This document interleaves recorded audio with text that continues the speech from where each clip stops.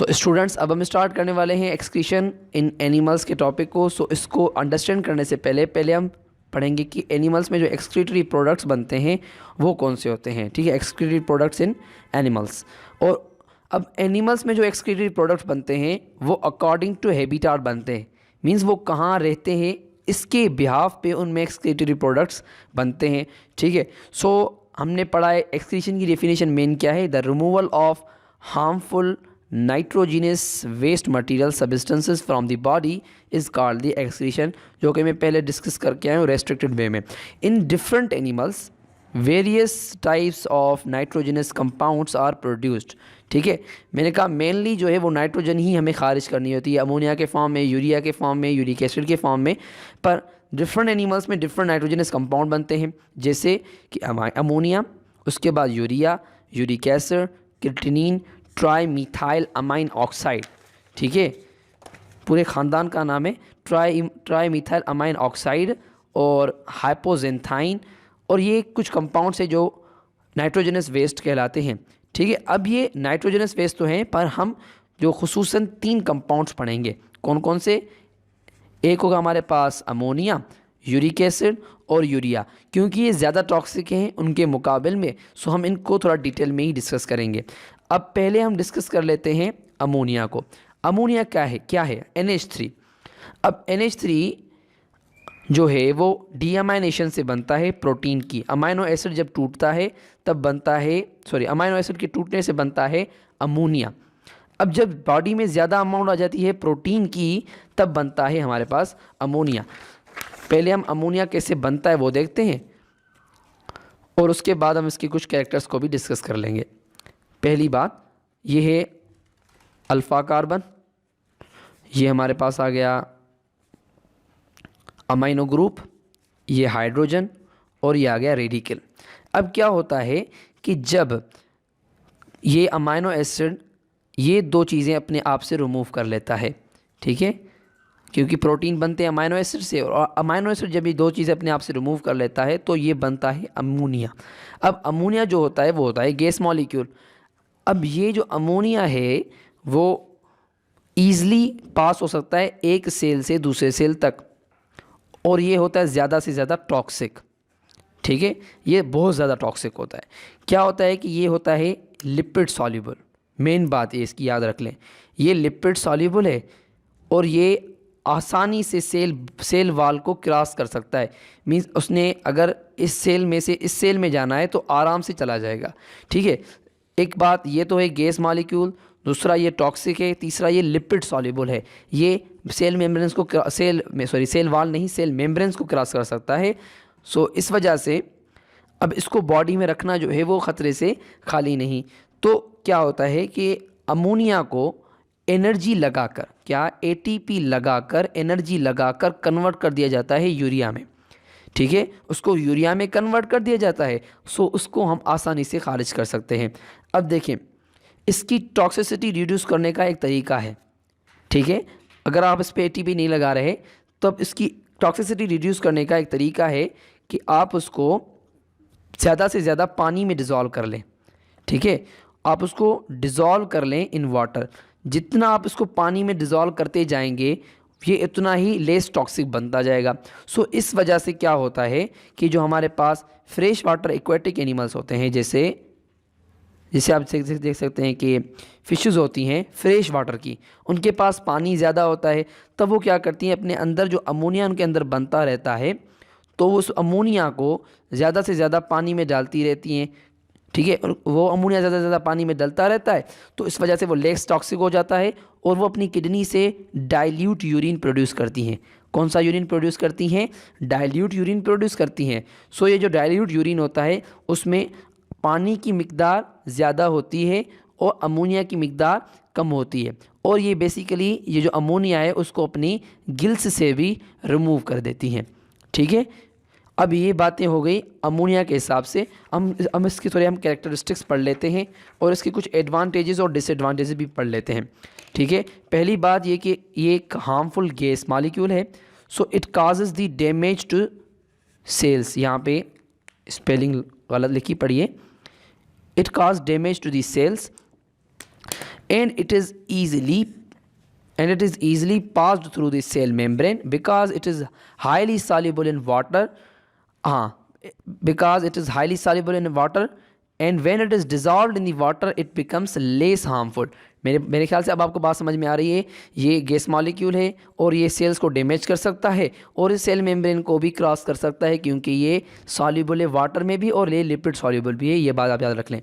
और इसकी it is a excretory products of the aquatic animals.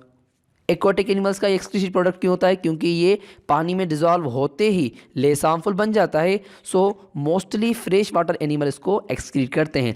When it is produce it is dissolves in water and remove from the body through skin और bye urine. जब ये इनके अंदर produce होता है तो ये इसको पानी में डिज़ोल्व कर लेते हैं और अपनी बॉडी से रिमूव कर देते हैं. या तो स्किन, मैंने कहा, या तो गिल्स के ज़रिए कर देते हैं या तो वो यूरिन के ज़रिए कर लेते हैं. कुछ ऐसे एनिमल्स भी हैं फ्रेश वाटर के जो इनको अपनी बॉडी सरफेस से भी रिमूव कर देते हैं, जैसे हाइड्रा वगैरह. In the body of invertebrates, ठीक है, in the body of invertebrates and invertebrate animals ammonia is removed through their skin. जैसे मैंने आपको बताया हाइड्रा जो है वो अपनी स्किन से इस चीज़ को रिलीज़ करता है, अमोनिया को. और इन फिशेस, ठीक है, फिशेस में क्या होता है? Large amount of ammonia is excreted in the form of ammonium ion through their gills. Less amount is removed by kidney. अब देखिए क्या होता है. मैंने कहा कि फ्रेश वाटर फिशेस या इन्वर्टिब्रेट जो होते हैं फ्रेश वाटर के वो इसको रिमूव ज़्यादा करते हैं. फिशेस में क्या होता है, ये अमोनिया को गिल्स से डायरेक्ट एक्सक्रीट तो नहीं करते, पर ये क्या करते हैं, ये देख लें, ये क्या करते हैं, ये अमोनिया को एक हाइड्रोजन आयन से मिला देते हैं. सो ये बन जाता है अमोनियम आयन. सो इसको ये अपनी गिल्स से आराम से रिलीज़ कर सकते हैं. अब इसी तरह ये कुछ अमोनिया जो है वो रिलीज़ करते हैं किडनी से. दैट्स वाई इनका जो यूरिन होता है, मैंने कहा, वो क्या होता है, डाइल्यूट होता है. अब इसके एडवांटेजेस क्या हैं, अमोनिया को एक्सक्रीट करने के एडवांटेजेस क्या हैं और डिसएडवांटेजेस क्या हैं. उसको एडवांटेजेस ये हैं कि rate of diffusion of ammonia is rapid. ठीक है, मैंने कहा वो जल्दी से सॉल्युबल हो जाता है और जल्दी ही डिफ्यूज़ भी हो जाता है, एक जगह से दूसरी जगह ट्रांसफ़र हो जाता है. So it is easily removed from the body. ठीक है, ये देख लें, यहाँ पे हम आगे चल के हाइड्रा का स्ट्रक्चर पढ़ेंगे भी, हाइड्रा में एक्सक्रीशन पढ़ेंगे भी. थोड़ा मैं आपको बता देता हूँ यहाँ पे कि ये देख लें क्या है कि ये फॉर एग्जांपल हाइड्रा है, इससे वेस्ट मटेरियल प्रोड्यूस हुआ तो यहाँ पे क्या हो, अमोनिया जो है वो जल्दी ही पानी में एब्जॉर्ब हो जाता है और ये जाहिर सी बात है गैस है तो जल्दी रैपिड मूव करके चला जाता है. और मेन बात, it does not require energy. ठीक है, it does not require energy for removal. It is passively excreted out of body because the ammonia is lipid soluble. ठीक है, अब ये बात समझ लें, ये इसमें कोई भी एनर्जी रिक्वायर नहीं होती. क्यों नहीं होती? क्योंकि ये सेल मेम्ब्रेन से आराम से क्रॉस करके बॉडी से बाहर निकल जाता है. जैसे हाइड्रा में देखिए यहाँ पे इसकी लेयर्स हैं, यहाँ से ये आराम से निकल गया. ठीक है, अब ये बात होगी इसकी एडवांटेजेस में कि ये जल्दी रैपिडली निकल जाता है और दूसरा इसमें कोई भी एनर्जी खर्च नहीं होती. अब इसकी डिसएडवांटेजेस पे आ जाते हैं. इसकी डिसएडवांटेजेस क्या हैं कि it requires large amount of water to get excrete. जाहिर सी बात है, मैंने कहा इसको लेस टॉक्सिक बनाने के लिए आपको ज़्यादा से ज़्यादा पानी में इसको डिज़ोल्व करना होगा, तभी जाके ये आराम से एक्सक्रीट होगा. So for the terrestrial animal it is dangerous to excrete. ठीक है, अब ज़मीन पे रहने वालों के लिए वैसे ही पानी की कमी है, सो इस वजह से वो इसको एक्सक्रीट नहीं करते. तो वो क्या करते हैं, तो वो एनर्जी लगाकर, तब क्या करते हैं, वो NH3 को एनर्जी लगाकर, ATP लगाकर, कार्बन डाइऑक्साइड वगैरह लगाकर इसको टर्न करते हैं यूरिया में. सो यूरिया या यूरिक एसिड में. सो इस वजह से अब यूरिया जो है वो कम वाटर को चाहिए होता है तो वो आराम से वो रिलीज़ कर सकते हैं इन दी फॉर्म ऑफ यूरिन. ठीक है, सो इसकी जो अप्रॉक्सीमेटली इसको 0.5 लीटर्स रिक्वायर होते हैं 1 ग्राम को एक्सक्रीट करने के लिए. ठीक है, अगर आप 2 ग्राम, अब हम अपने पूरे दिन में जो यूरिन एक्सक्रीट करते हैं वो है 1 to 2 लीटर्स. ठीक है, उसमें पता नहीं कितने ग्राम ऑफ यूरिया होता है, कितना ग्राम होता है यूरिया के, कितनी उसमें अमाउंट होती है यूरिया की. पर ये देख लें, अगर आप 1 ग्राम सिर्फ और सिर्फ 1 ग्राम आप रिमूव कर रहे हैं अमोनिया का, तो आपको आधा लीटर चाहिए होगा. ठीक है, कितना ज़्यादा अमाउंट है। अगर आप 2 ग्राम रिलीज़ करें तो आपके बॉडी से सिर्फ 2 ग्राम रिलीज़ होने के लिए, 2 ग्राम अमोनिया को एक्सक्रीट होने के लिए 1 लीटर का वाटर चाहिए होगा। अब इस वजह से इंसानों में डिहाइड्रेशन, मैमल्स में डिहाइड्रेशन हो सकती है, टेरेस्ट्रियल एनिमल्स में डिहाइड्रेशन हो सकती है। सो डिहाइड्रेशन की वजह से वो मर सकते हैं। इस वजह से वो एटीपी लगाकर इसको यूरिया में टर्न कर देते हैं। सो अब हम बात करते हैं दूसरे एक्सक्रीटिव मटेरियल की, जो कि हमारा है यूरिक एसिड। ठीक है, सो यूरिक एसिड को डिफाइन करने से पहले हम करेंगे यूरिया। अब यूरिया क्या होता है? अब यूरिया जो है वो, मैंने कहा वो लेस टॉक्सिक होता है। किससे? अब यूरिया जो है वो एक्सक्रीटरी मटेरियल है मोस्टली लैंड एनिमल्स का, जैसे मैमल्स हो गए, एम्फीबियंस हो गए, शार्क्स हो गई और फ्यू फिशेस हो गई। ठीक है, ज़रूरी नहीं हर फिश जो है वो अमोनिया एक्सक्रीट करे। कुछ ऐसी फिशेस होती हैं जो यूरिया एक्सक्रीट करती हैं, जैसे शार्क्स, जो हम पहले डिस्कस करके आए ऑस्मो रेगुलेशन में, वो ऐसा क्यों करती हैं। और अब ऐसा कैसे होता है, ये यूरिया एक्सक्रीट क्यों करती हैं? अब इनके पास क्या होता है कि पानी इतना ज़ाया करने को होता नहीं, तो ये क्या करती हैं, एनर्जी लगा के, ये मैमल्स वगैरह, एम्फीबियंस वगैरह, ये कुछ फिशेस जो हैं, इनके पास ज़्यादा पानी वेस्ट करने के लिए नहीं होता, तो ये क्या करती हैं, एनर्जी लगाकर अमोनिया को टर्न कर देती हैं। अमोनिया को टर्न कर देती हैं किस चीज़ में? यूरिया में। सो इस वजह से ये जो हैं कुछ फिशेस जो हैं वो यूरिया एक्सक्रीट करती हैं। और ये जो अमोनिया हमारे पास, ये जो हमारे पास यूरिया जो है वो 100,000 लेस हार्मफुल है। किससे? अमोनिया से। मींस वो ज़्यादा टॉक्सिक था। देखिए क्या, अगर अमोनिया हमारे सेल्स को क्रॉस करते हुए हमारे ब्रेन पे आ जाए, हमारे ब्रेन पे चढ़ जाए, तो इंसान को झटके लगना शुरू हो जाएंगे। और इसी वजह से आपने देखा होगा कि जब क्या होता है, जब ज़्यादा अमाउंट रिलीज़ होती है अमोनिया की, तो इंसान झटकों के ज़रिए मर जाता है। सो हमने डिस्कस किया कि जो यूरिया होता है वो लेस हार्मफुल होता है 100,000 टाइम, मीन्स 1,00,000 टाइम कम हार्मफुल होता है अमोनिया से। ठीक है, so it's large amount is not very harmful like ammonia. ठीक है, इसकी ज़्यादा अमाउंट जो है वो हार्मफुल नहीं है अमोनिया की तरह। So the urea is produced as a result of metabolism in liver from the ammonia initially. NH3 is produced in the body, but it combines with carbon dioxide and forms the urea. In this process, the ATP compounds are used with water and they excreted out along with the urine. अब देखिए क्या होता है, ये जो लिखा पड़ा है इसका मतलब ये है कि क्या होता है कि यूरिया जो है पहले हमारे पास जो अमोनिया होती है, बेसिकली क्या होती है हमारे पास जो अमोनिया होती है NH3, वो बनती है डीअमाइनेशन से, जो मैंने आपको प्रोसेस बताया। ठीक है, पहले अमोनिया इनिशियली जो है वो कार्बन डाइऑक्साइड और वाटर वगैरह से रिएक्ट कर उससे मिलकर जो है बनाती है यूरिया, जो कि लेस टॉक्सिक होता है। और ये यूरिया ट्रांसफ़र कर दिया जाता है ब्लड में, और जो किडनी होती है इस यूरिया को यूरिन में मिक्स कर देती है। सो इस तरह से हमारे यहाँ एक्सक्रीशन परफॉर्म होती है। क्योंकि ये लेस टॉक्सिक है, उस वजह से हम इसको अपने ब्लड में भी रख सकते हैं। ठीक है, ये बात यहाँ पे लिखी गई थी। और लास्ट जो पॉइंट हमारे पास डिस्कस किया गया है वो है कि less water is needed for its excretion. It requires the 0.05 litres of water to excrete 1 gram. इसको रिमूव करने के लिए, इसके 1 ग्राम को रिमूव करने के लिए आपको 0.05 लीटर का पानी चाहिए होगा, क्योंकि ये इतना पानी रिक्वायर नहीं करता एक्सक्रीट होने के लिए। अब आते हैं दूसरी बात पर, दूसरी हमारे कंपाउंड पर, जो कि है यूरिक एसिड। यहाँ पे इनके फार्मूलाज भी दिए हुए हैं, आप इन फार्मूलाज को भी याद कर सकते हैं। अब दूसरी बात आ जाती है यूरिक एसिड के बारे में। अब यूरिक एसिड क्या होता है? अब देखें, यूरिया जो है वो है स्लाइटली सॉल्युबल। ठीक है, यहाँ आप समझ लें स्प्रिंगली सॉल्युबल, इतना सॉल्युबल नहीं है। ठीक है, और ये जो है वो थोड़ा हैवी कंपाउंड है देन दी अमोनिया।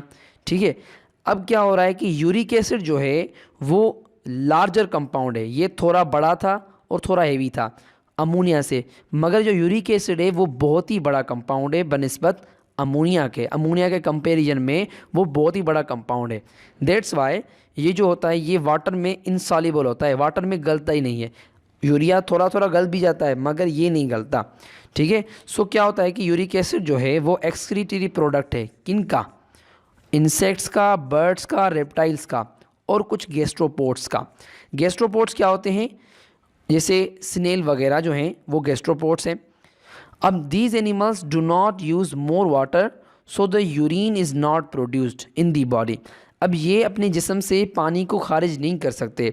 अब देखें परिंदे जो हैं जब वो आसमान में उड़ते हैं, आसमान में तो अभी कोई आसमान में तो कोई लेक वगैरह या पॉन्ड वगैरह नहीं है, तो ये वहाँ तो पानी नहीं हासिल कर सकते, उस वजह से इनको पानी ज़ाया नहीं करना होता, ठीक है। इंसेक्ट जो हैं उनको फॉर एग्ज़ाम्पल उनको कितना सफ़र तय करना पड़ेगा पानी की कुछ बूंदें पीने के लिए। अब इस वजह से ये पानी को अपनी जिस्म से जो हैं वो एक्सक्रीट नहीं करते। इस तरह से रेप्टाइल्स हो गए, रेगिस्तान में इतना पानी कहाँ से आए जितना ये एक्सक्रीट कर सकें। सो ये क्या करते हैं, पानी को ज़्यादा से ज़्यादा अपने जिस्म से एब्जॉर्ब करते हैं और ये यूरिन प्रोड्यूस नहीं करते, ठीक है। ये यूरिन प्रोड्यूस नहीं करते and they produce uric acid.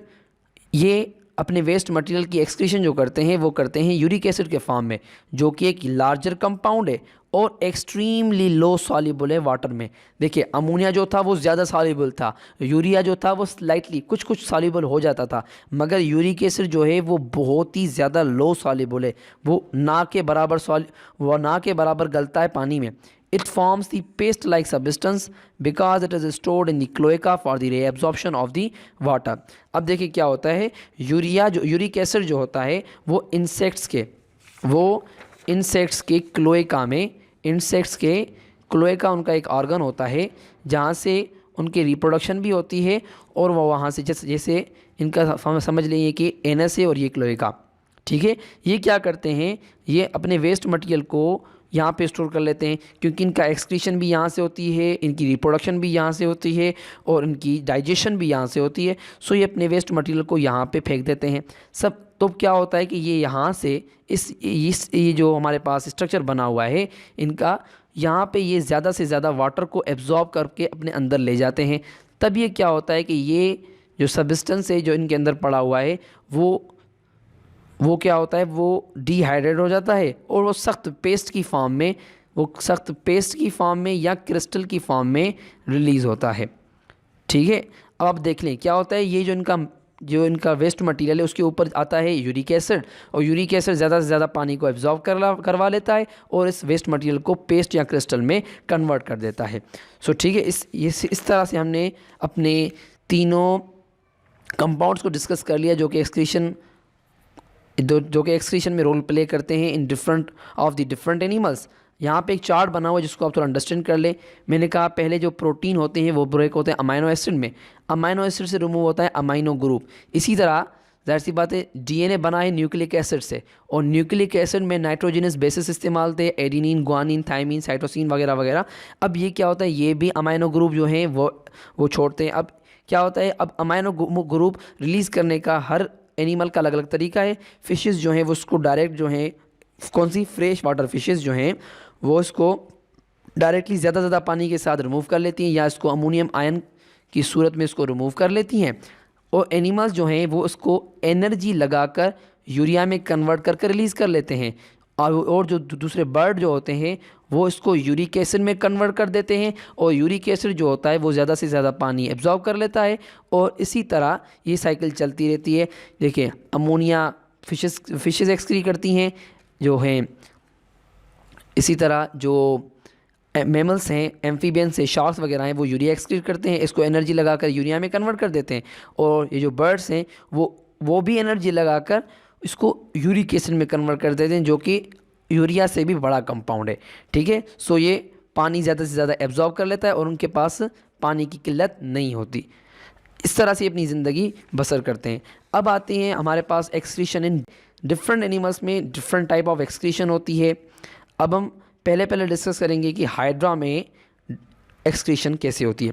अब हाइड्रा जो है वो एक फ्री लिविंग एनिमल है, फ्री लिविंग वाटर एनिमल है, अब क्या होता है इसमें, ये फाइलम नाइडेरिया से ताल्लुक़ रखता है, ठीक है, इसको सेलेंट्रेटा भी कहा जाता है।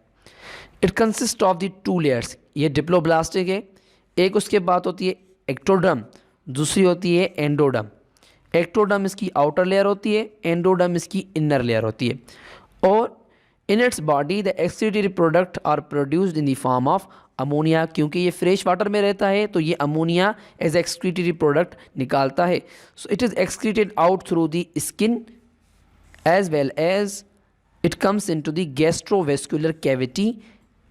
या तो ये स्किन से इसको रिमूव कर देता है, या तो गैस्ट्रोवेस्कुलर कैविटी से इसको रिमूव करता है, and then remove from the body along with the water by the simple diffusion.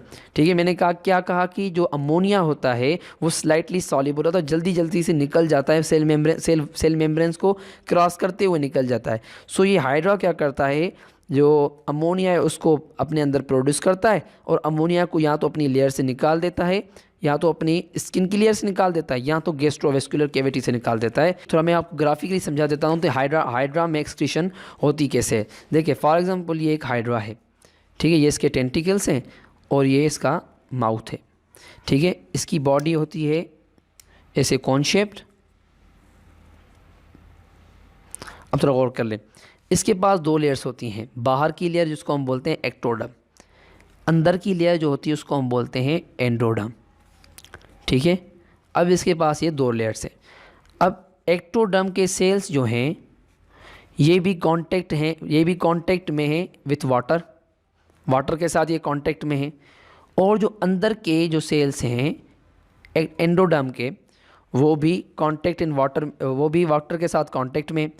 और ये जो आप कैविटी देख रहे हैं, ये जो खाली स्पेस देख रहे हैं, इसको हम बोलते हैं गैस्ट्रोवेस्कुलर कैविटी, ठीक है। अब क्या है, गैस्ट्रोवेस्कुलर कैविटी में जो सेल हैं जो एंडोडर्म में हैं वो भी वाटर के साथ कांटेक्ट में, और एक्टोडर्म में जो सेल्स हैं वो भी वाटर के साथ कांटेक्ट में। अब ये क्या करता है, ये डायरेक्टली अमोनिया जो है वो, अगर एक्टोडर्म के सेल हैं वो डायरेक्टली फ्रेश वाटर में अमोनिया रिलीज़ कर लेते हैं, और जो अंदर के सेल हैं वो गैस्ट्रोवेस्कुलर कैविटी में अमोनिया छोड़ देते हैं, और पानी जो है इस अमोनिया को बाहर लेके निकल जाता है। सो ये सिंपल डिफ्यूजन थी। क्या ये कौन सा प्रोसेस था, ये था कि ये थी सिंपल डिफ्यूजन।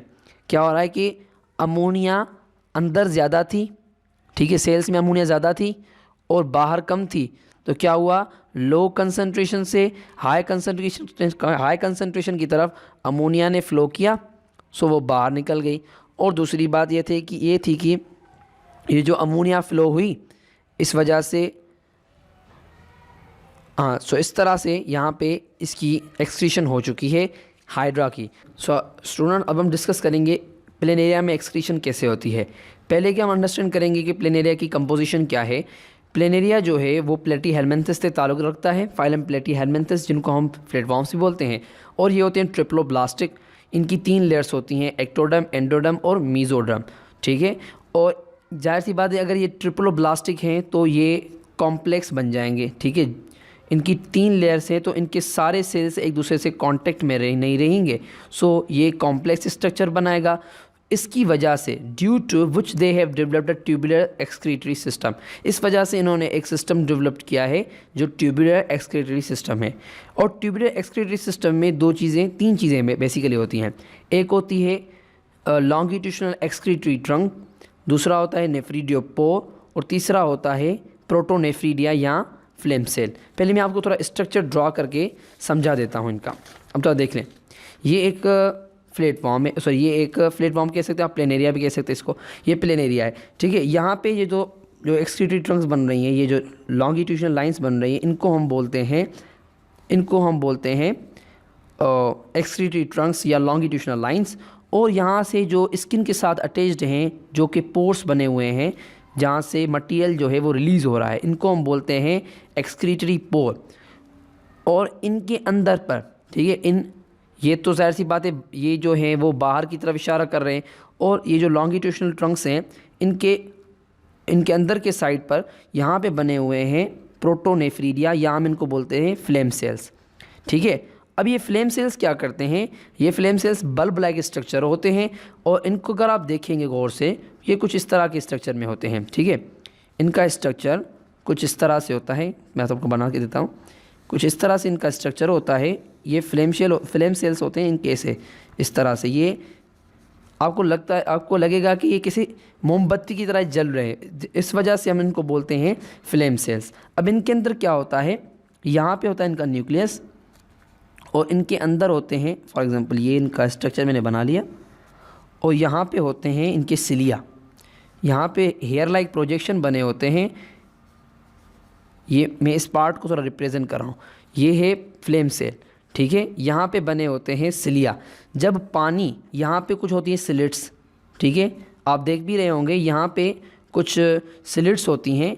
इन स्लिट्स से पानी अंदर आता है, और ये जो सिलिया हैं ये काम के मटेरियल को प्रोपेल करके ब्लड में वापस भेज देते हैं। और जो एक्सक्रीटरी सिस्टम होता है, जो एक्सक्रीशन के लिए जो सामान आया होता है, उसको इस पोर के ज़रिए बाहर निकाल देते हैं। क्योंकि मैंने इस हिस्से को बड़ा करके बनाया। देखें, यहाँ से पानी आया, जहाँ से चीज़ें आई, ठीक है, कुछ भी यहाँ से एक्सक्रीट होने के लिए आया। काम की चीज़ थी तो रीएब्जॉर्ब करके इसने ब्लड में भेज दी। अब क्या हुआ, जो काम की चीज़ नहीं थी उसको कहाँ भेज दिया, उसको इसने भेज दिया एक्सक्रीटरी पोर की तरफ, ठीक है। सो इस तरह से प्लेन एरिया में एक्सक्रीशन भी होती है। तो आप यहाँ पे हम तो इसको पढ़ भी लेते हैं किस तरह से एक्सक्रीशन होती है। मैंने कहा यहाँ पे 3 चीज़ें नेसेसरी हैं। एक तो 2 लॉन्गिट्यूडनल एक्सक्रीटरी ट्रंक्स, दूसरा नेफ्रीडियोपोर जो स्मॉल आउटसाइड ओपनिंग होती है जहाँ से जो है एक्सक्रीटरी प्रोडक्ट्स जो हैं वो निकलते हैं, और दूसरा होता है एक्सक्रीटरी ट्रंक के इंटरनल हिस्से से। इंटरनली कुछ ट्रंक्स होती हैं जो डिवाइड और रीडिवाइड होती रहती हैं, और इन स्मॉल ब्रांचेस को हम बोलते हैं फ्लेम सेल्स या प्रोटोनेफ्रीडिया।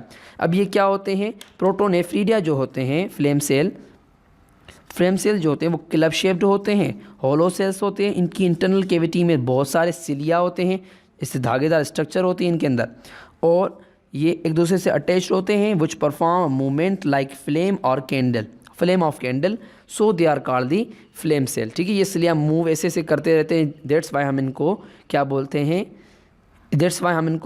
Flame cells. अब मैंने कहा यहाँ पे स्लिट्स होती हैं। अब आप थोड़ा गौर कर लें, ये देखें यहाँ पे स्लिट्स हैं, तभी पानी जो है वो यहाँ पर आ रहा है, ठीक है। ये स्लिट्स जो हैं अभी आपको नज़र नहीं आ रही होंगी, सो मैं यहाँ पे पिक्चर दे देता हूँ, यहाँ पे आपको नज़र आ रहा होगा। यहाँ पे स्लिट्स होंगी जिनसे ये पानी दाखिल हो रहा है, और एक्सक्रीटरी पोर से, उसके बाद एक्सक्रीटरी पोर से निकल रहा है। फंक्शन किसे परफॉर्म करते हैं, water along with ammonia diffused to tissue fluid to the lumen of the flame cells.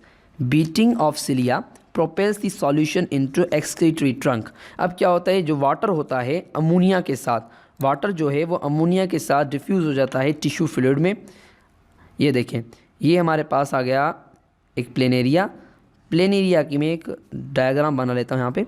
ये देख लें क्या होता है, यहाँ पे एक्सक्रीटरी ट्रंक आ गया एक। अब जाहिर सी बात है 2 एक्सक्रीटरी ट्रंक्स होते हैं, बीच में आ गया हमारे पास टिश्यू फ्लूइड। अब टिश्यू फ्लूइड से फ्लेम सेल जो होगा वो अमोनिया को पास करवा के उसको बाहर निकाल देगा by the nephridiopore, where it is excreted out of body by the nephridiopore. During the movement of cilia, water is reabsorbed if it is needed, and the hypotonic urine is excreted out. ठीक है। अब क्या होता है, इसे हमने discuss किया, ये थोड़ा देख लें। हमने डिस्कस किया कि जब पानी की ज़रूरत होती है, ये सिलिया जो हैं ये पानी को और जो भी चीज़ें ज़रूरत की होती है उनको एब्जॉर्ब कर लेती है, और जो ख़राब चीज़ें होती हैं उनको यहाँ से प्रोपेल करके नेफ्रीडियोपोर के ज़रिए निकाल देती है। अब यही सिस्टम जो है पानी के साथ भी, अगर पानी की ज़रूरत है प्लेन एरिया को, तो इसी तरह से प्लेन एरिया जो है वो पानी को रीअब्जॉर्ब करता है, और इस तरह से इस होल से यहाँ से अमोनिया निकाल देता है। क्योंकि ये वाटर में लिविंग है, क्योंकि ये फ्रेश वाटर लिविंग है, उस वजह से ये अमोनिया एक्सक्रीट करता है। और we can say that the plain area focuses on the osmoregulation and the metabolic waste are removed from the body through mouth or by digestive system. अब आप देख लें यहाँ पर जो यूरिन बन रहा है, यहाँ पे लिखा हुआ था, यहाँ पे जो यूरिन बन रहा है वो बन रहा है हाइपोटोनिक, मीन्स वहाँ पे अमोनिया की तादाद कम है, ठीक है, एक्सक्रीटिंग मटीरियल कम है और पानी ज़्यादा रिमूव हो रहा है। इसका मतलब ये है कि ये जो प्लेनेरिया है वो फोकस करता है किस चीज़ पर, ऑस्मो रेगुलेशन पर बेसिकली वो फोकस कर रहा है, ठीक है। और इसके जो वेस्ट मटेरियल हैं वो रिमूव हो रहे हैं इसके माउथ से, ठीक है, जहाँ से ये डाइजेशन परफॉर्म करता है, पर मेनली ये जो है वो ऑस्मो रेगुलेशन करता है। अब कुछ ऐसे प्लेनेरिया, कुछ ऐसे फ्लैटवर्म्स भी होते हैं, ऐसे पैरासाइटिक होते हैं जो होस्ट के अंदर रहते हैं। तब क्या होगा, अब देखें, जो होस्ट के अंदर रहते हैं उनका जो इन्वायरमेंट है, however in some parasitic flatworms which are isotonic to body fluid of their host, flame cells perform excretion of nitrogenous waste also। अब क्या होता है देख लें, कुछ फ्लैटवर्म के ग्रुप से कुछ पैरासाइटिक फ्लैटफॉर्म्स होते हैं। देखिए, पैरासाइटिक फ्लैटवर्म से मतलब ये है कि वो होस्ट पर डिपेंड करते हैं। तब क्या होता है, जब ये होस्ट में रहते हैं तो इनका बॉडी का एनवायरनमेंट और होस्ट की बॉडी का एनवायरनमेंट ये बराबर रखते हैं, मगर इनके फ्लेम सेल्स जो होते हैं वो एक्सक्रीशन भी परफॉर्म करते हैं और क्या करते हैं, और वो ऑस्मो रेगुलेशन भी करते हैं, ठीक है। वो दोनों प्रोसेस करते हैं, मगर जो प्लेनेरिया फ्री लिविंग है, जो पैरासाइटिक नहीं है, वो ऑस्मो रेगुलेशन ही सिर्फ परफॉर्म करते हैं। अब आ जाते हैं एक्सक्रीशन इन अर्थवर्म पे। सो पहले हम पढ़ेंगे कि इनका स्ट्रक्चर कैसा है, उसके बाद हम डिस्कस करेंगे कि इनका ये फंक्शन कैसे करते हैं। अब देखें, एक्सक्रीशन इन अर्थवर्म जो है वो फाइलम एनिलिडा से ताल्लुक़ रखता है। फाइलम एनिलिडा के जो मेंबर्स हैं वो होते हैं सेगमेंटेड, ठीक है, उनको हम बोलते हैं सेगमेंटेड वर्म्स। वो ऐसे सेगमेंट्स में डिवाइडेड होते हैं, ठीक है, ऐसे वर्म्स जो सेगमेंटेड हों। और दूसरी बात, ये ट्रिप्लोब्लास्टिक होते हैं, इनकी भी कैविटी होती है। इनकी कैविटी को हम बोलते हैं सीलोम, जो इनके बीच में कैविटी होती है, और इनकी बॉडी जो है वो कॉम्प्लेक्स है बिकॉज ऑफ दी कैविटी, जो कि हम पीछे बातें डिस्कस कर आए हैं। सो द एक्सक्रीटरी सिस्टम, ठीक है, इनका एक्सक्रीटरी सिस्टम जो कि ऑस्मो रेगुलेशन भी करवाता है, which also acts at the osmoregulatory system of earthworm, consist of small coiled tubule called the metanephridia, ठीक है। They are found in all segments except first 3 and last segment, ठीक है। अब क्या है, इनका जो सिस्टम पूरा है उसको हम बोलते, इनका जो एक्सक्रीशन का पूरा सिस्टम है उसको हम बोलते हैं मेटानेफ्रीडिया। अब मेटानेफ्रीडिया जो है उसमें स्मॉल कॉइल्ड ट्यूब्यूल्स बनी होती हैं, ठीक है। अब क्या है कि ये सेगमेंटेड बॉडी में डिवाइडेड है, ठीक है। अब थोड़ा देख लें यहाँ पे। अब क्या है कि ये जो इनका एक्सक्रीटरी सिस्टम है, फर्स्ट 3 जो इनकी सेगमेंट है, सेगमेंट है वहाँ पे इनका जो सिस्टम है वो नहीं होता, और जो लास्ट होता है सेगमेंट उसमें भी ये सिस्टम इनका नहीं होता। बीच वाले जो उनके सेगमेंट होते हैं वहाँ पे ये सिस्टम होता है मेटानेफ्रीडिया वाला। अब मेटानेफ्रीडिया कैसे बना होता है? सो मेटानेफ्रीडिया जो है वो 3 चीज़ों से बनता है। एक बनता है नेफ्रोस्टोम से, दूसरा मेन बॉडी ऑफ नेफ्रीडियम से, और तीसरा नेफ्रीडियोपोर से। अब थोड़ा समझ लें कि नेफ्रोस्टोम क्या है। एक सिलिएटेड फनल शेप स्ट्रक्चर है, एक फनल शेप स्ट्रक्चर है जिसके ऊपर बहुत सारे सिलिया लगे होते हैं। दूसरी बॉडी ऑफ नेफ्रीडियम जो कि कॉइल्ड स्ट्रक्चर है, और तीसरा नेफ्रीडियोपोर जो बॉडी से बाहर निकालने वाले, जो बॉडी से चीज़ें बाहर निकालता है उस पोर को हम कहते हैं नेफ्रीडियोपोर। अब यहाँ पे नेफ्रोस्टोम्स का हम पहले डिस्कशन करेंगे, उसके बाद main body, then after the नेफ्रीडियोपोर।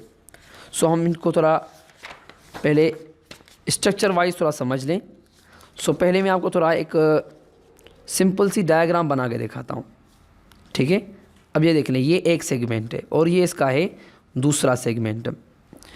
अब क्या हो रहा है कि यहाँ पे एक फनल शेप स्ट्रक्चर है जहाँ पे सिलिया लगे हुए हैं, ठीक है। इसको हम बोलते हैं नेफ्रोस्टोम, ठीक है, जहाँ से वेस्ट मटेरियल दाखिल होता है। और यहाँ पर होती हैं कॉइल्ड ट्यूब्स, ठीक है। यहाँ पे क्या होती हैं? कॉइल्ड ट्यूब्स, जिनको हम नेफ्रीडियम या हम इनको मेन बॉडी कह सकते हैं of nephridia. Sorry main body of metanephridia.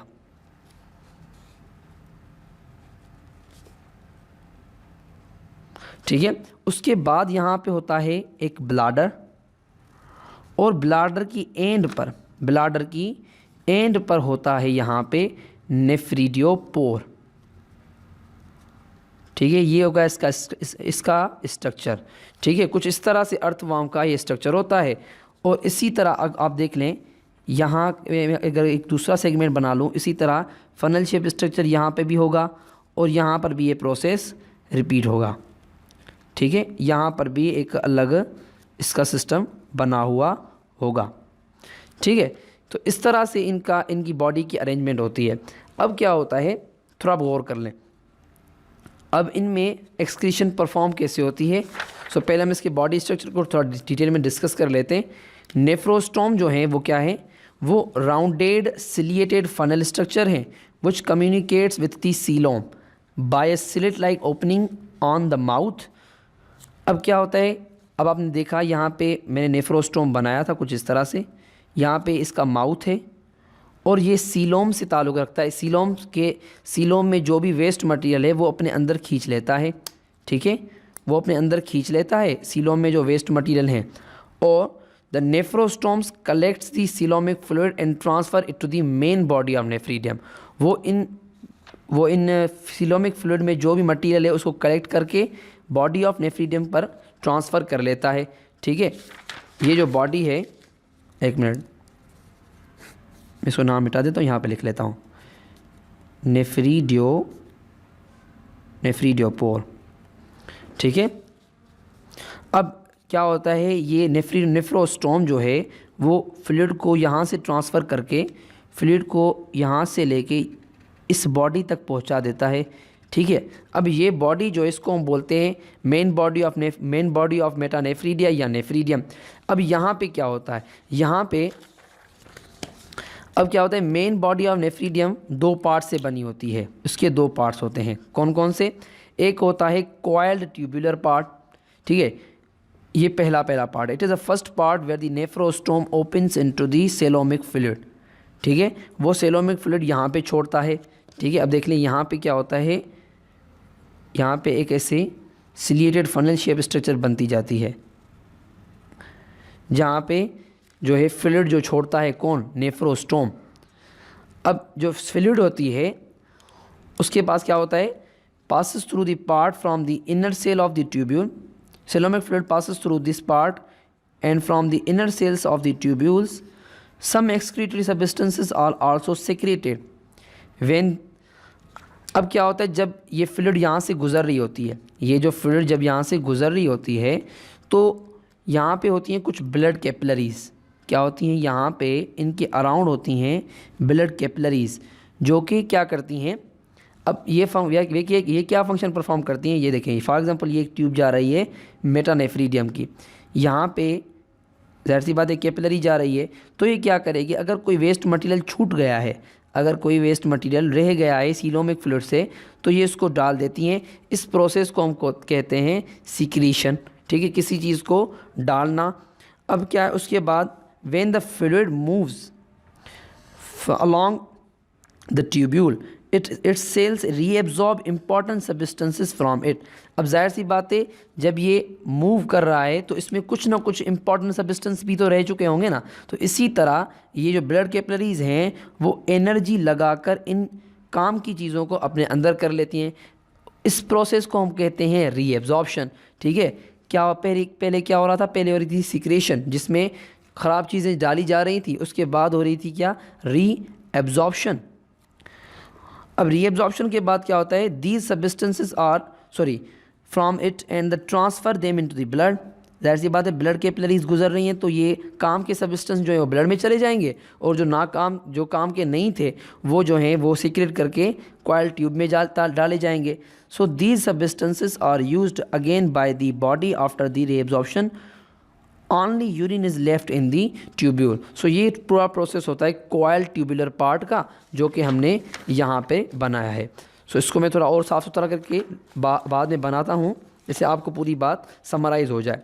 उसके बाद क्या होता है, ब्लाडर जो होता है The coiled tubular part opens into the wide part called the bladder. From the tubule, urine is transferred into it. अब क्या होता है देखें, ब्लाडर जो होता है वो कॉयल ट्यूबुलर पार्ट के बाद आता है, जो कि बड़ा सा पार्ट होता है, ठीक है। अब इसमें क्या होता है, इसमें यूरिन जो है वो स्टोर कर दिया जाता है, जहाँ पे और ज़्यादा रीएब्जॉर्प्शन होती है, और बाद में यूरिन को जो है वो एक्सक्रीट कर दिया जाता है बाय दी नेफ्रिडियोपोर। अब यहाँ पे तीसरा हमारे पास पार्ट आ गया, nephridiopore. Bladder opens outside by a small pore on the skin. Through this pore की स्पेलिंग ये होगी, through this pore urine is excreted out. इस पोर से जो है यूरिन जो है एक्सक्रीटेड आउट हो जाता है। अब इसका थोड़ा फंक्शन भी पढ़ लेते हैं, जिससे आपको इसकी पूरी बात समझ में आ भी जाए। नेफ्रोस्टोम जो हैं वो बात कर रहे होते हैं सीलोमिक फ्लूइड में, ठीक है, सीलोमिक फ्लूइड में बात कर रहे होते हैं, नहा रहे होते हैं। Where there are cilia nephrostomes which propels the coelomic fluid. Nephrostome पर सिलिया होते हैं जो कि प्रोपेल करते हैं और सीलोमिक फ्लूइड को उनके अंदर डाल देते हैं। अब कॉइल्ड ट्यूब जो है उसमें सिलेक्टिव रीएब्जॉर्प्शन होती है और सिक्रेशन होती है। सो उसके बाद जो है यूरिन जो है वो ट्रांसफ़र कर दिया जाता है ब्लाडर पर, और ब्लाडर जो है वो एक ओपनिंग पर खुलता है, जिसको हमको जो स्किन पर ओपनिंग होती है उसको हम बोलते हैं नेफ्रिडियोपोर। अब मैं थोड़ा उसको कंसाइज करता चला जाऊँ, ये देख लें क्या होता है। यहाँ पे मैं एक स्ट्रक्चर पूरा दो बना रहा हूँ, ठीक है। यहाँ पे सिलिएटेड फनल बनी हुई है, फनल शेप स्ट्रक्चर जो कि है नेफ्रोस्टोम का वो बना हुआ है, ठीक है। और ये ओपन हो रहा है कॉइल्ड ट्यूब्यूल में, कॉइल्ड ट्यूब्यूल में ओपन हो रहा है जिसको, और उसके बाद यहाँ पे बन रहा है हमारे पास ब्लाडर जो कि एक वाइड ओपनिंग है जहाँ पे यूरिन स्टोर होता है। उसके बाद यहाँ पे हमारे पास आ जाता है नेफ्रोस्टोम, ठीक है। मैं नेमिंग दे के भी आया हूँ, फिर भी मैं आपको समझा रहा हूँ। सो स्टूडेंट देख लें ये कि एक सेगमेंट का नेफ्रोस्टोम दूसरे सेगमेंट में लाया करता है। सो इसी तरह से यहाँ पे जो सीलोमिक फ्लूइड होती है वो इसके अंदर आ जाती है और यहाँ पे ये एक्सक्रीशन परफॉर्म होती है by the cilia and by the reabsorption and by the selective method. So हमने अंडरस्टैंड कर लिया कि किस तरह से अर्थवर्म में जो है वो एक्सक्रीशन होती है। सो अगर आप इस डायग्राम पे गौर भी करें तभी आपको ये बात समझ में आ जाएगी। यहाँ जो कैपिलरीज जो है ना वो अरेंज दी गई, उस वजह से थोड़ा हम यहाँ पे थोड़ा समझना थोड़ा मुश्किल है, उस वजह से मैंने आपको एक सिंपल डायग्राम ड्रा करके बताई जिससे आप समझ सकते हैं आसानी से। उसके बाद आ जाता है एक्सक्रीशन इन कॉकरोच। सो स्टूडेंट्स अब हम डिस्कस कर रहे हैं एक्सक्रीशन इन कॉकरोच। अब कॉकरोच में एक्सक्रीशन कैसे परफॉर्म होती है, पहले हम स्ट्रक्चर को डिस्कस करेंगे और बाद में हम फंक्शन को डिस्कस करेंगे। सो स्टूडेंट्स कॉकरोच जो हैं वो फाइलम आर्थ्रोपोडा से बिलोंग करते हैं। आर्थ्रोपोडा की मीनिंग ये है कि वो उनके पास जॉइंटेड लिम्स होती हैं, ठीक है। मींस उनकी लिम्स जो होती हैं वो कुछ इस तरह से होती हैं, मींस इंसेक्ट्स, ठीक है। उनकी जो लिम्स होती हैं वो कुछ इस तरह से होती हैं, जॉइंटेड होती हैं, ऐसी जॉइंटेड होती हैं, इस वजह से हम इनको आर्थ्रोपोडा कहते हैं। और ये होते हैं ट्रिप्लोब्लास्टिक, मींस इनके अंदर 3 लेयर्स होती हैं, कौन सी, एक्टोडर्म, एंडोडर्म और मीजोडर्म। और अब ट्रिप्लोब्लास्टिक होने की वजह से they have developed a system consist of thin blind tubules called the Malpighian tubules. अब देखिए जो भी ऑर्गेनिज्म, क्या ये बात आप याद रख लें, जो भी ऑर्गेनिज्म ट्रिप्लोब्लास्टिक है वो एक कॉम्प्लेक्स बॉडी रखता है। अब कॉम्प्लेक्स बॉडी की वजह से ये एक सिस्टम अपने अंदर में डेवलप करते हैं, और सिस्टम डेवलप करने की वजह से इनके अंदर कुछ ट्यूब्यूल्स आ गई हैं। अब इन ट्यूब्यूल्स का नाम है मेल्फिजन ट्यूब्यूल्स। ये कोई आम ट्यूब्यूल नहीं है, ये है ब्लाइंड ट्यूब्यूल्स। क्या होती हैं ये है ब्लाइंड ट्यूब्यूल्स। हम आगे चल के अंडरस्टैंड करते हैं कि ब्लाइंड ट्यूब्यूल्स क्या होती हैं और कैसे वर्क करती हैं। और दूसरी बात, by which in blind tubules के ज़रिए by which the harmful nitrogenous wastes are removed from the body of cockroach and other insect। और इन मेल्फिजन ट्यूब्यूल के ज़रिए जो अदर इंसेक्ट्स हैं वो भी एक्सक्रीशन परफॉर्म करते हैं। अब बात आती है इनकी लोकेशन की कि ये कहाँ पर लोकेटेड हैं। तो these tubules are located between the hind gut and mid gut, ठीक है। या तो आप ऐसे लिख सकते हैं कि उनकी जो ट्यूब्यूल्स हैं वो हाइंड गट और मिड गट के दरमियान है, या तो वो interior part, interior means starting part of ileum पर हैं, ठीक है, जो कि पार्ट है हाइंड गट का। अब मैं आपको थोड़ा स्ट्रक्चर इसका समझा देता हूँ कि इनकी लोकेशन क्या है और इन जो मेल्फिजियन ट्यूब्यूल्स हैं, ब्लाइंड ट्यूब्यूल्स, और इनका स्ट्रक्चर कैसा होता है। अब देखें, ये है जो कॉकरोच है उसका एक्सक्रीटरी सिस्टम, जो इसका डाइजेस्टिव सिस्टम भी होता है, क्योंकि इसमें जो एब्जॉर्ब होता है, जो इसमें रीएब्जॉर्प्शन होती है, जो इसमें एक्सक्रीशन होती है, वो होती है यूरिक एसिड की। अब यूरिक एसिड के एक्सक्रीट के होने की वजह से ये कम पानी को अपने अंदर कम पानी को जो है वो एक्सक्रीट करते हैं, इस वजह से इनका डाइजेस्टिव सिस्टम भी सेम है और एक्सक्रीटरी सिस्टम भी सेम है। अब देखें क्या होता है कि यहाँ से लेकर ब्रेन से लेकर क्रॉप तक ये जो रीजन है इसको कहा जाता है फोरगट। ठीक है स्टूडेंट्स, इसको कहा जाता है फोरगट। इस हेपाटिक सिसाई से लेकर यहाँ तक इस पोर्शन को कहा जाता है मिडगट। और ये जो ट्यूब्यूल्स हैं, मेल्फिजियन ट्यूब्यूल्स, आपको ट्यूब्यूल्स नज़र आ रही होंगी यहाँ से लेकर रेक्टम तक, ये जो हमारा मतलब आप ये समझ लें कि इस इलियम से लेकर रेक्टम तक का जो डिस्टेंस है, रेक्टम तक का जो इनकी बॉडी है, उसको कहा जाता है हाइंड गट। अब देखें, आप इसको दो तरह से डिफाइन कर सकते हैं। They are located between mid gut and hind gut. Hind gut और मिड गट के दरमियान लोकेटेड हैं, या आप ऐसे बोल सकते हैं, या आप कह सकते हैं, ये आप देखें ये है इलियम, ये हाइंड गट का स्टार्टिंग पार्ट है, या तो ये एंटीरियर पे हैं इलियम के, मींस इलियम के स्टार्टिंग पार्ट पे हैं कौन, मेल्फिजियन ट्यूब्यूल्स। ठीक है, इनकी दो लोकेशंस हैं, पहली तो या तो ये मिड गट या हाइंड गट के दरमियान है, और या तो ये इंटीरियर पार्ट ऑफ इलियम में लाई करती हैं। ठीक है, उसके बाद बात आ जाती है मेल्फिजियन ट्यूब्यूल्स की। अब मेल्फिजियन ट्यूब्यूल्स क्या होती है, मैं आपको थोड़ा समझाता हूँ यहाँ पे ड्रॉ करके। देखें, ये जो यहाँ पे स्ट्रक्चर्स बनी हुई हैं, ये जो स्ट्रक्चर्स बनी हुई हैं, इनको कहा जाता है मेल्फिजियन ट्यूब्यूल्स। अब ये मेल्फिजियन ट्यूब्यूल्स जो होती हैं, ये होती हैं ब्लाइंड ट्यूब्यूल्स। अब ब्लाइंड ट्यूब्यूल जो होती हैं, ये एक स्पेशल टाइप होती है ट्यूब्यूल्स की। क्या ये ब्लाइंड ट्यूब्यूल जो होती हैं वो special type of the tubule होती है, जिसकी एक एंड जो होती है वो क्लोज्ड होती है। ठीक है स्टूडेंट्स, और एक एंड उसकी क्या होती है, ओपन होती है। अब क्या होता है, ये जो मेल्फिजियन ट्यूब्यूल्स हैं, इनकी जो एक एंड ओपन है, उसकी वजह से यहाँ पर हीमोलिम्फ पड़ा होता है। क्या पड़ा होता है, हीमोलिम्फ। हीमोलिम्फ क्या है, इंसेक्ट के ब्लड को हम हीमोलिम्फ कहते हैं। जैसे हमारे ब्लड को हम हीमोग्लोबिन कहते हैं, और इनके ब्लड को हीमोलिम्फ कहा जाता है, क्योंकि इनका ब्लड होता है ट्रांसपेरेंट। ठीक है स्टूडेंट्स, अब देखें, हीमोलिम्फ यहाँ पे पड़ा होता है इन मेल्फिजियन ट्यूब्यूल्स में। तब क्या होता है, अब हीमोलिम्फ में कुछ ख़राब मटेरियल आ जाता है। फॉर एग्जांपल, यहाँ कुछ काम का मटेरियल यहाँ पे पड़ा है। अब क्या होता है, ये जो हीमोलिम्फ है, यहाँ पर कुछ ख़राब मटेरियल पड़ा है, यहाँ पे कुछ काम का मटेरियल पड़ा है, तो इन मेल्फिजियन ट्यूब्यूल्स पर क्या होते हैं, सेल्स होते हैं। क्या होते हैं, सेल्स होते हैं। या इधर ये सेल क्या करते हैं, इन काम के मटेरियल्स को एब्जॉर्ब कर रीएब्जॉर्ब कर ब्लड स्ट्रीम में रीएब्जॉर्ब कर बॉडी में वापस ले जाते हैं। ठीक है स्टूडेंट्स, क्या करते हैं, रीएब्जॉर्ब कर बॉडी में वापस ले जाते हैं। या अगर बॉडी में कोई हार्मफुल मटेरियल है जो यहाँ पर आने से रह गया है, तो उसको क्या करते हैं, एनर्जी लगाकर अंदर डाल देते हैं। अब जो रीएब्जॉर्प्शन का प्रोसेस है, ये जो रीएब्जॉर्ब करने का प्रोसेस है, उसको कहा जाता है रीएब्जॉर्प्शन। ठीक है स्टूडेंट, उसको कहा जाता है रीएब्जॉर्प्शन। और ये जो मटेरियल डालने का प्रोसेस है, ये जो हार्मफुल मटेरियल जो है एटीपी लगाकर डालने का प्रोसेस, उसको कहा जाता है सिक्रेशन।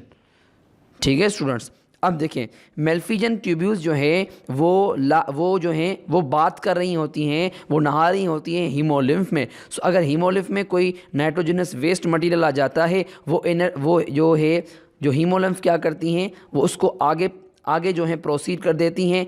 अगर उसमें कोई काम का मटेरियल आ जाता है उसको रीएब्जॉर्ब कर लिया जाता है। अगर कोई बॉडी में हार्मफुल मटेरियल है तो यहाँ के सेल्स जो हैं वो सिक्रीशन परफॉर्म करके उस हार्मफुल मटेरियल को हीमोलिम्फ में डाल देते हैं और हीमोलिम्फ जो है उसको आगे प्रोसीड करके दूसरे आर्गन की तरफ भेज देती है। ठीक है, आप देखें ये जो एंड्स होती हैं यहाँ पे तो खुली हुई हैं, तो ये क्या करती हैं, हीमोलिम्फ जो मेल्फिजन ट्यूब्यूल्स हैं वो मटेरियल को आगे ट्रांसफ़र कर देती हैं और यहाँ से आ जाता है कोलोन में और कोलोन से आ जाता है रेक्टम में। रेक्टम से ये मटेरियल जो है वो खारिज होता है, यहाँ से ज़्यादा पानी रीएब्जॉर्ब कर लिया जाता है और पेस्ट लाइक सब्सटेंस में इनका वेस्ट मटेरियल निकलता है। सो हम पढ़ लेते फंक्शन जो है इनका फंक्शन जो है वो किस तरह से होता है। मैंने आपको बता भी दिया मगर फिर भी हम इसको थोड़ा थ्योरेटिकल समझ लेते हैं। These Malpighian tubules are embedded in the blood या हीमोलिम्फ। इनकी ये जो मेल्फिजन ट्यूब्यूल्स है इनके अराउंड जो होता है हीमोलिम्फ होता है। ठीक है, और इस हीमोलिम्फ से ही ये नाइट्रोजनस वेस्ट को ब्लड से ट्रांसफ़र करती हैं। कहाँ पे ट्रांसफ़र करती हैं, नीचे के हिस्से पर, लेटरल पार्ट पर ये इसको ट्रांसफ़र करती हैं। ठीक है स्टूडेंट्स, लेटरल पार्ट पर ये ट्रांसफ़र करती हैं। सो यहाँ पर क्या होती है, यहाँ पर ट्यूबुलर रीएब्जॉर्प्शन होती है किसकी, जो इम्पॉर्टेंट सब्सटेंसेस हैं, और यहाँ पर सिक्रीशन होती है उनकी जो हार्मफुल सब्सटेंसेस हैं। ठीक है स्टूडेंट, उसके बाद क्या होता है, the uric acid when comes into the rectum and also absorb water and salt, so the uric acid becomes almost dry and then it is excreted out of body. हम discuss करके आए हैं कि जो यूरिक एसिड होता है वो जो इंसेक्ट जब ये रिलीज़ करते हैं तब इन दी फॉर्म ऑफ पैलेट्स करते हैं, जो है वो इन दी फॉर्म ऑफ पैलेट करते हैं। क्यों इन दी फॉर्म ऑफ पैलेट करते हैं, क्योंकि इनकी रेक्टम में ज़्यादा से ज़्यादा वाटर को रीएब्जॉर्ब कर लिया जाता है। ज़्यादा से ज़्यादा रीएब्जॉर्प्शन ऑफ वाटर जो है उसकी वजह से क्या होता है, इनका जो वेस्ट मटेरियल बनता है वो ज़्यादा ड्राई होता है और ये इस वजह से यूरिक एसिड जो है वो एक्सक्रीट करते हैं, क्योंकि इनकी बॉडी में ज़्यादा पानी का होना लाजिम है। सो स्टूडेंट, मेरे ख्याल से आपको पूरी बातें समझ में आ चुकी होगी। सो आज की इस वीडियो को हम यहीं इख्तिताम करते हैं। मिलते हैं आपके साथ एक नई वीडियो में। आज के लिए इतना ही। अल्लाह हाफ़िज़।